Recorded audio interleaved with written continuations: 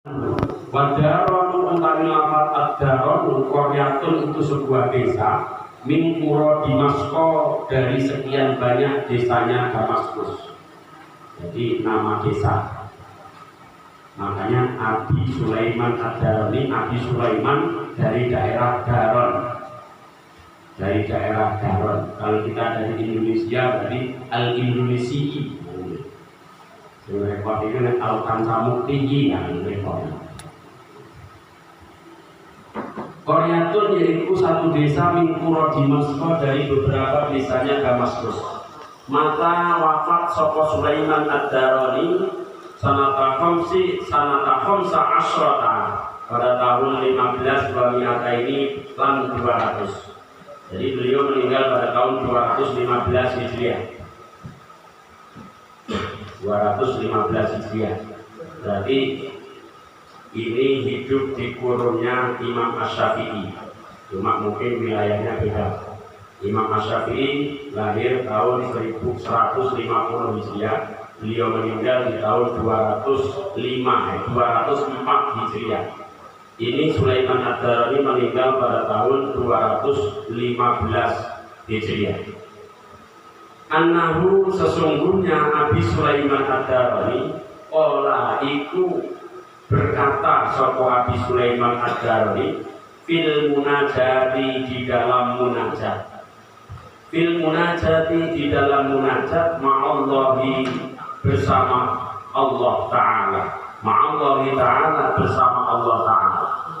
Abi Sulaiman ad-Daroni yaitu Abdurrahman bin Atiyah radhiyallahu anhu, beliau berkata dalam munajatnya. Munajat itu perbincangan, percakapan seorang hamba kepada Allah pada saat tertentu. Itu namanya munajat.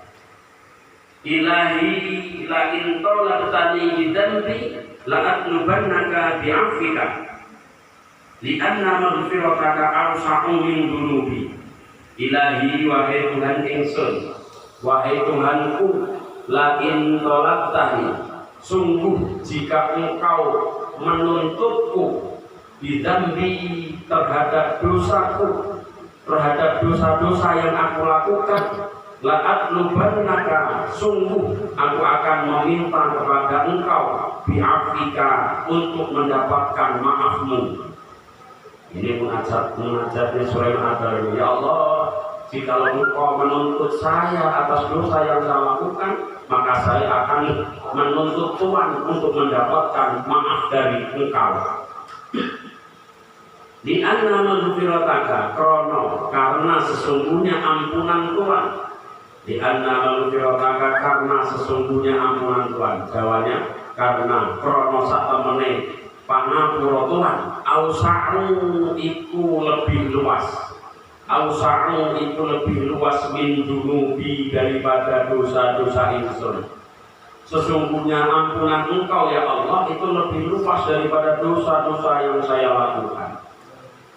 Wala in talabtani lan sungguh jika engkau menuntutku bibukhli terhadap sifat bakhilku, bimanil wajibi tegese kelawan menghalangi melakukan perkara wajib, auman isaili atau tidak memberi kepada orang yang meminta-minta, mimma dari perkara fadula yang berlebih opoma indi yang berada padaku.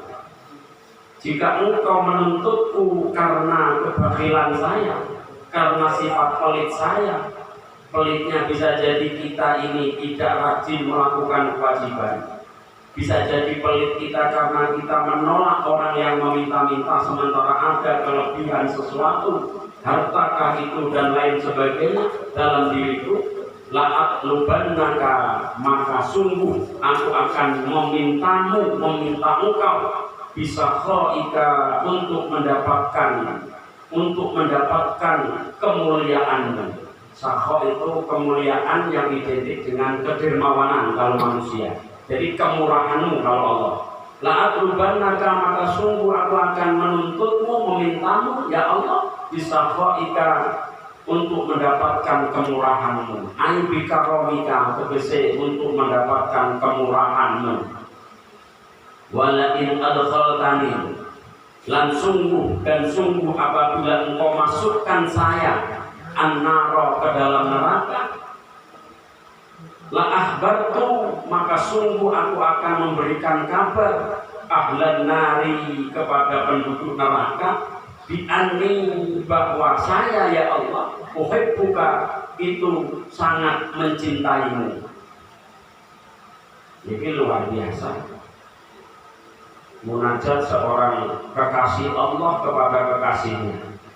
Jadi pertama, ya Allah, jika Engkau menuntut saya atas dosa yang saya lakukan, maka saya akan meminta maaf-Mu.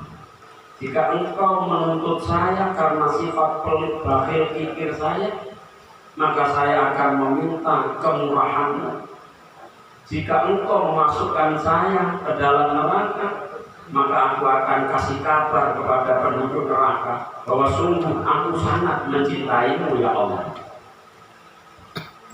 Jadi kata-kata ini seorang kekasih Allah kepada Allah Subhanahu wa Ta'ala. Jika redaksi sing model apapun, ini orang masalah jenenge wong cinta kepada sesuatu itu. Bahasanya kadang-kadang di luar nama. Padahal orang dulu masa dulu ada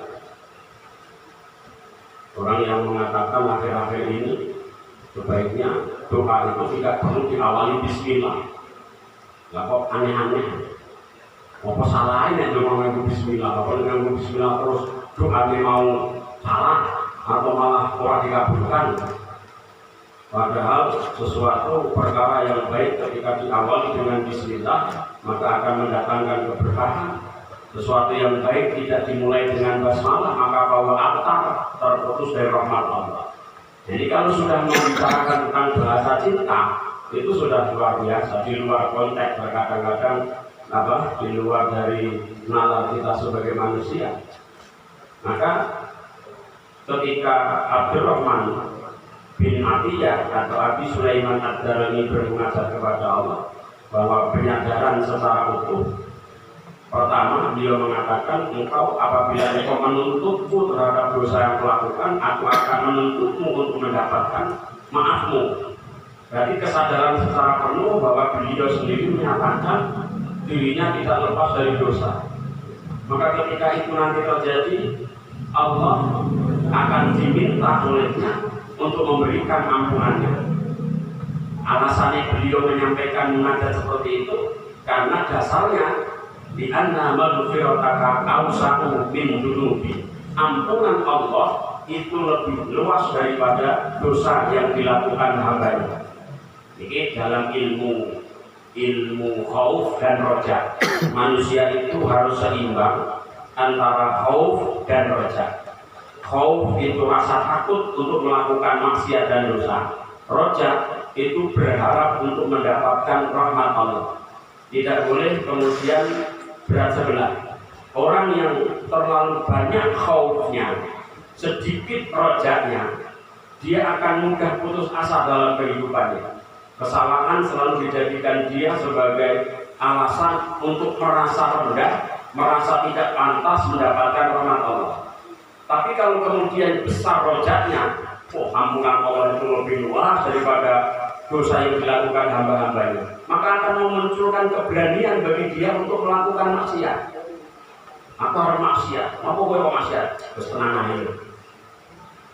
Luas-luasnya maksiat yang aku lakukan, biar aku ampunannya Allah lebih luas daripada dosa-dosaku. Jadi kan keberanian untuk melakukan dosa didasari tidak keseimbangan lagi. Makanya khauf, takut untuk melakukan maksiat dan dosa harus ada dalam diri kita. Kemudian tetapi tidak boleh diperturutkan begitu besar rasa khauf ini sehingga kemudian seolah-olah Allah itu maha kejam. Itu tidak boleh. Wah, aku naik maksiat terus ini masukkan oleh Allah ke dalam neraka. Aku akan disiksa. Sementara ada pengertian yang lain, Allah itu maha ghafur, Allah itu maha tawwab, maha mengampuni dosa. Nah, letak posisinya harus benar. Bagi orang yang sudah merasa bergelimang dengan dosa yang akan menuju pentaubatan dalam dirinya, hendaknya dia mengedepankan roja, mengedepankan bahwa sebanyak apapun dosa yang saya lakukan di masa lampau, Allah pasti akan bukakan pintu maafnya jikalau saat ini saya bertaubat dengan sesungguh hati. Ada kisahnya, masyhur itu, hadis yang sangat panjang. Ada orang itu telah membunuh 99 orang. Kemudian sowan kepada seorang alim, wahai Syekh, saya itu sudah penuh dosa. Saya melakukan dosa-dosa yang besar. Apa dosa kamu? Saya telah membunuh 99 orang.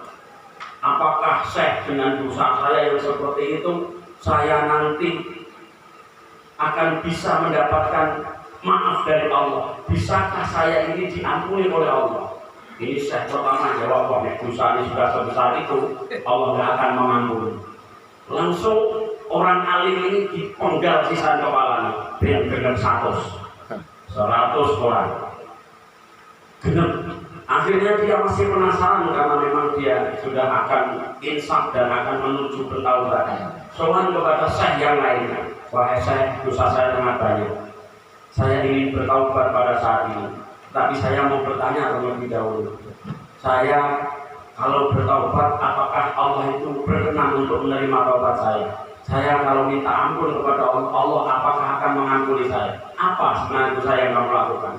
Saya telah membunuh 100 orang nyawa.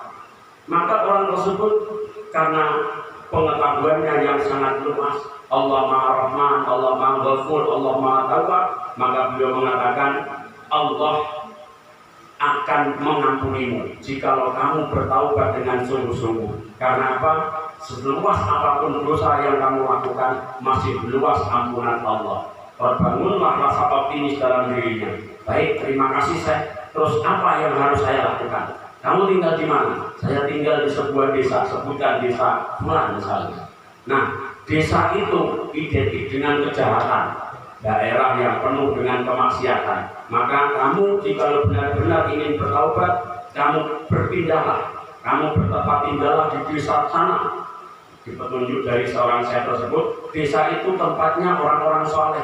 Desa itu tempatnya orang yang banyak taatnya kepada Allah. Berangkatlah kamu ke sana. Akhirnya dengan keyakinan yang mantap berangkat. Di tengah perjalanan ternyata ajal datang menjemput.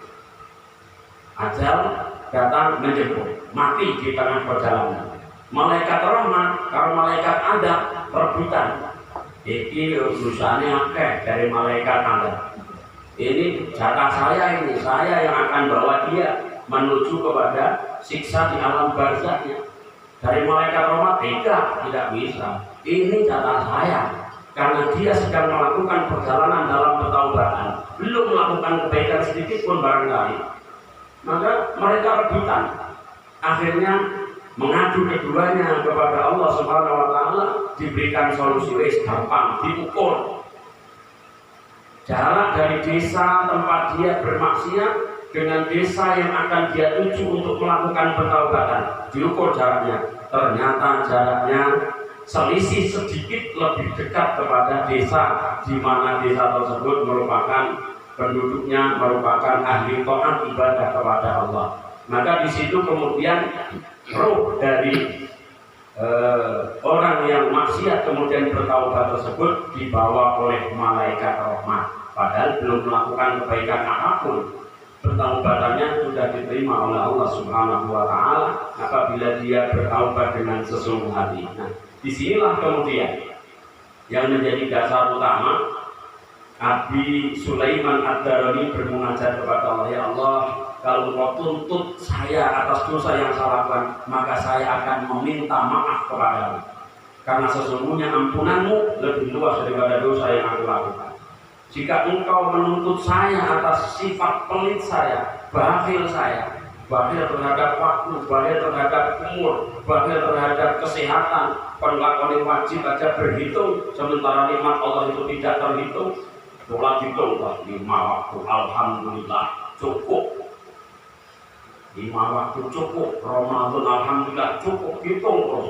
Kalau sebenarnya itu tidak suka ini, yakin begini. Maka dengan sifat bakhil yang ada dalam diri saya, ya Allah, saya akan meminta kepadamu kemurahanmu, ya Allah. Karomika dalam hal dermawan itu, karomika itu kemurahan. Dalam hal yang lain, karomika itu kemuliaan. Walakin adkhaltani nar, jika engkau masukkan saya ke neraka, aku akan mengabarkan, akan menyiar-nyiarkan kepada penduduk neraka, aku mencintai Allah. Kawan-kawan semuanya, aku mencintai Allah. Atau harus yang disampaikan kali Gus Bahak nanggon ceramah ini. Ono wong kekasih Allah. Pokoknya sampai aku dimasukkan ke dalam neraka, tak ewer kalimat la ilaha illallah Muhammadur Rasulullah. Iki lho, kalimat ini wis tak waca, wis tak yakin kok sampai nglebokne aku nang neraka. Iku antamane nantinya apa? Dalam hal seperti itu, kalimat tauhid yang kita yakini dengan sesungguh hati betul-betul akan menyelamatkan kita dari api nerakanya Allah Subhanahu wa ta'ala. Amin ya rabbal alamin. Seperti halnya yang kita baca berulang-ulang, semua mukmin pasti punya harapan selama di hati masih ada iman. Jadi semua mukmin pasti punya harapan selama di hati masih ada iman. Man qala la ilaha illallah dakhala jannah wa in zana wa in zana dan seterusnya, melakukan dosa-dosa apa. Artinya apa?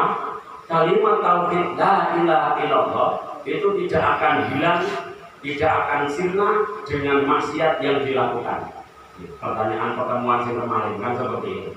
Ketika kemudian kita melakukan maksiat misalnya, apakah ketika kita ingin bertaubat kemudian lantas kita harus mengucapkan 2 kalimat syahadat lagi? Saya katakan bahwa maksiat yang dilakukan seorang hamba selama itu bukan syirik, itu sama sekali tidak menafikan syahadat yang telah kita ucapkan. Artinya syahadat itu tidak usah. Nah, syahadat tersebutlah yang akan menuntun kita masuk ke dalam surganya Allah. Perkara neraka urusan kita. Harus mampir pirang tahun itu gara awake dhewe. Tapi kita orang Islam harus yakin bahwa la ilaha illallah Muhammadur Rasulullah itu merupakan kalimat yang akan menyelamatkan kita dari nerakanya Allah Subhanahu wa ta'ala. Intinya orang Islam itu kudu membangun optimisme. Jangan sampai kalah dengan orang sebelah. Orang sebelah itu nek ana wargane, ana umat meninggal, niku pengumumannya saudara kita fulan ini telah bersama-sama dengan Bapa di surga. Kan pengumuman itu. Kalau kita mau Islam kok sini-sini neraka, sini-sini neraka, wedi masuk Islam. Kalau Islam surga. Pokoknya kalimat asyhadu an la ilaha illallah asyhadu anna muhammadar rasulullah jamin masuk surga. Salat orang, puasa orang misalnya dan sebagainya. Ini iso ana harapan masuk surga ora? Surga ana harapan masuk surga. Perkara neraka yo garek perilakunya awake dhewe. Tapi asalkan kita sudah daftar dengan kalimat asyhadu an la ilaha illallah wa asyhadu anna muhammadar rasulullah, dijamin surga. Dijamin surga iki wae. Perkara mlebu neraka sampe urung kaya basa-basa. Wis dicukek-cukek karo malaikat wis ana siji umat Muhammad. Wis kanca-kancane surga kabeh tinggal kehidupan sing terakhir. Langsung disuruh mandi di makhluk hayat air kehidupan, kemudian bersih lagi, terus dijak di pintu surga. Loh, kapinganmu, loh, udah penuh ya, belum penuh kapinganmu. Apakah kamu ridho? Misalnya diparingi jatah kapingan di surga seluas 4 negara di dunia. Ridho, terus masuk. Jadi jatah paling sedikit penduduk surga terakhir itu dalam riwayatnya itu seluas Syria, Irak, kemudian Khorasan, satu lagi nopo, itu. Ini kuis paling sedikit jatah menungso beriman terakhir yang masuk ke dalam surga. Maka kudu yakin kita tidak boleh mempersulit saudara-saudara kita yang sudah berislam. Cuma ojo digampangin. Ojo digampangin wis masuk Islam wis sing penting wis syahadat. Salate terasa apa-apa. Jadi itu juga tidak boleh. Amal ma'ruf nahi munkar tetap kita jalankan. Tetapi jangan sampai kemudian menjustifikasi sesuatu nek orang ini ora surga. Nek orang ini neraka dan seterusnya. Perkara surga, perkara neraka itu urusan hak prerogatif Allah Subhanahu wa taala. Tugas kita amar ma'ruf nahi munkar itu merupakan pintu ladang pahala bagi kita semuanya. Orang mau ikut kita alhamdulillah, orang nggak ikut kita juga orang masalah kan itu. Kita tetap dapat pahala, bukan pahala kita itu seperti apa? Multi level marketing oleh poin terus pahala ini orang. Kita sudah menjalankan amar ma'ruf perkara kita diikuti atau tidak amar ma'ruf nahi anil munkar kita tetap mendapatkan pahala karena kita telah melaksanakan perintah Allah. Ta'muruna bil ma'ruf wa tanhauna 'anil munkar wa tu'minuna billahi wa rasulihi wa tujahiduna fi sabilillahi bi amwalikum wa anfusikum. Di dalam surat Shaf. Bismillahirrahmanirrahim. Wal maqalatu dari maqalah as-sabi'ata asyrata yang nomor 17. Ila itu dikatakan. Saking masyhurnya maka kila. Siapa yang mengatakan? Tentu orang-orang soleh pada zamannya.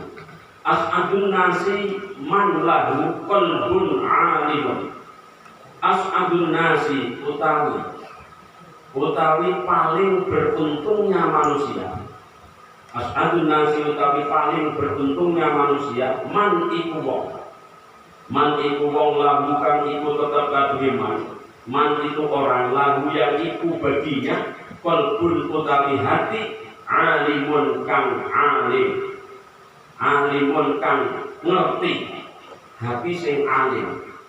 Ngerti tentang apa? Bi annallaha ta'ala bahwa sesungguhnya Allah ta'ala ma'ahu iku bersama-sama dengannya di ayyi maudhi'in dimanapun tempat karena berada sapa wong. Orang yang paling beruntung di antara manusia adalah orang yang hatinya selalu merasa bahwa Allah itu bersama dengan dia dimanapun tempat dia berada. Kita sepele bahasa ini, tapi ini memberikan efek yang luar biasa. Ketika orang merasa bahwa dia selalu bersama Allah, maka tidak sekali-kali anggota badannya, panca inderanya akan melakukan sesuatu yang tidak diridhoi oleh Allah. Ini efek. Adapun wong kok mani maksiat itu merasa Allah tidak bersama dengan dia.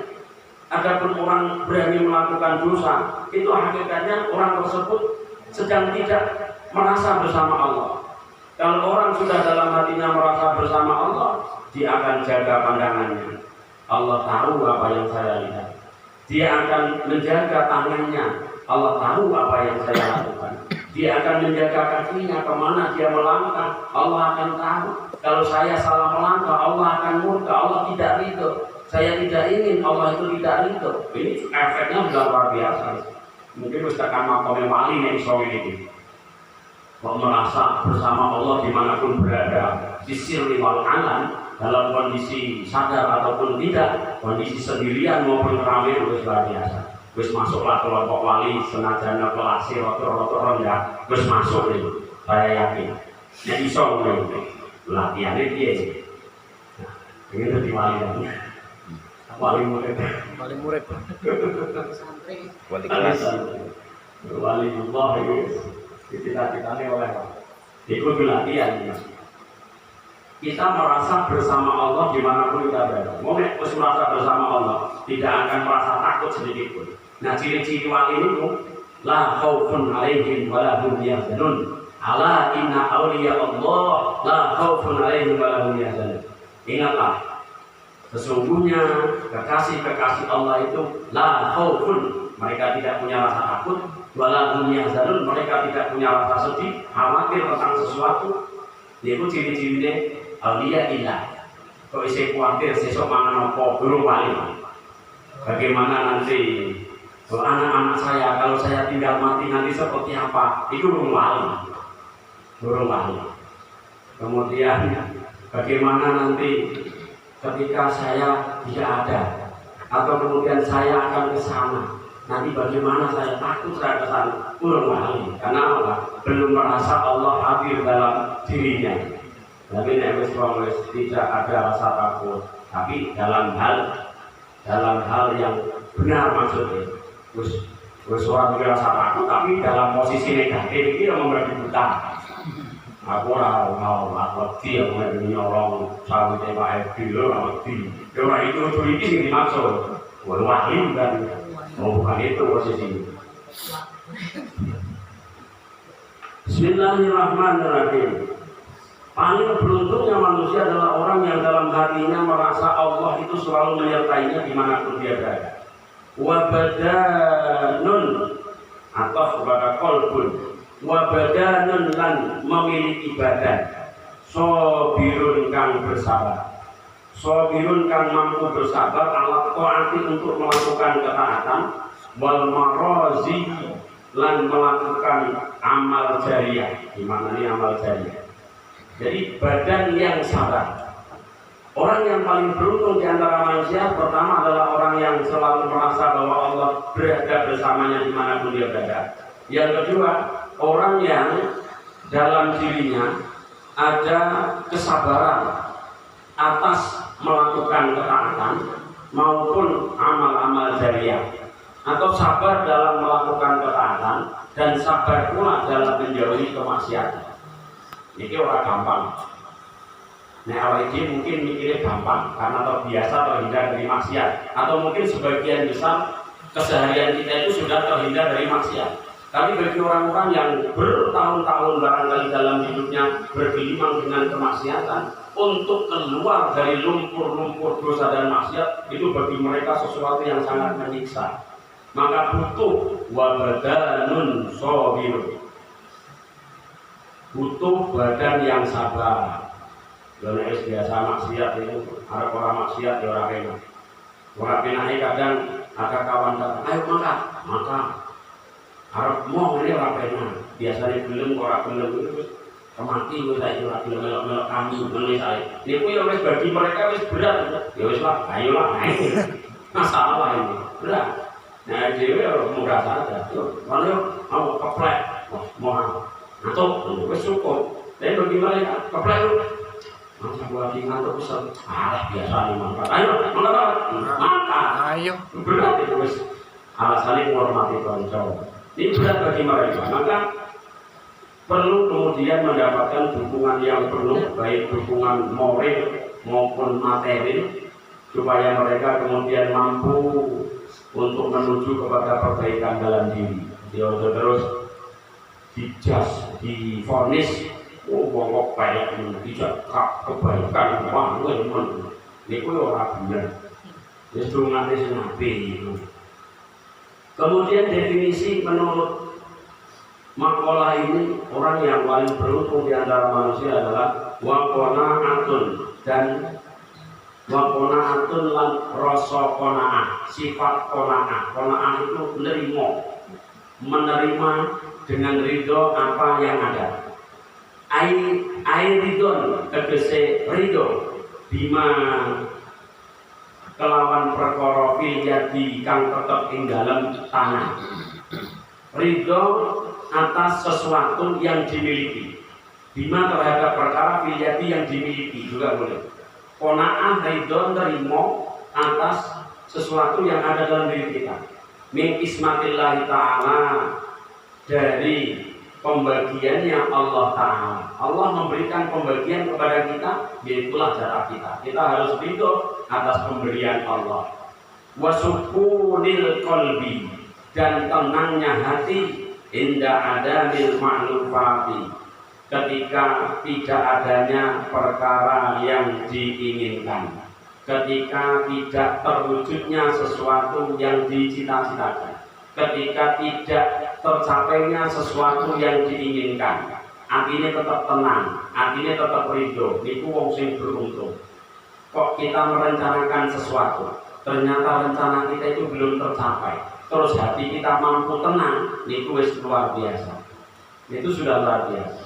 Kebanyakan orang kan enggak. Asalkan cita-cita ini tidak tercapai, wes langsung kasak kusuk mencari kambing hitam. Mencari kambing hitam, kesalahan wong dibulai, padahal itu salah awal itu. Harusnya mengevaluasi diri apa yang kurang, kalau ini sampai nggak berhasil, evaluasi dirubah caranya, mindsetnya dirubah lagi. Mungkin rencana ini mengenyampingkan Allah, rencana kita menurut teori secara manusia Allah dikesampingkan, sehingga kemudian rencana tidak tercapai, cita-cita, harapan tidak tercapai. Karena ada faktor itu terkadang. Teori wis luar biasa, faktor pendukungnya wis cocok, wis sesuai. Tapi karena hati kita mungkin tidak lantas bertawakal ilallah pada saat itu, Allah kemudian menyadarkan kita. Kemudian rencana yang disusun sedemikian rupa ternyata tidak tercapai. Dalam hal seperti itu ternyata hati kita bisa nerimo, hati kita bisa ridho, bersyukurlah bahwa kita dipilih oleh Allah menjadi orang yang beruntung. Tambah sisi meneh, enggak orang kampung, loro suwi. Wal maqalatu utawi maqalah as-saminata asyrata yang nomor 18. An Ibrahim an-Nakhai diriwayatkan dari Ibrahim an-Nakhai radhiyallahu anhu. Maksudnya Ibrahim an-Nakhai berkata dan merupakan sebuah nasihat. Innama halaka man halaka qablakum bisalasi hisolin. Innama halaka sungguh menjadi celaka man sopopo halaka yang menjadi celaka sopoman qablakum, yaitu orang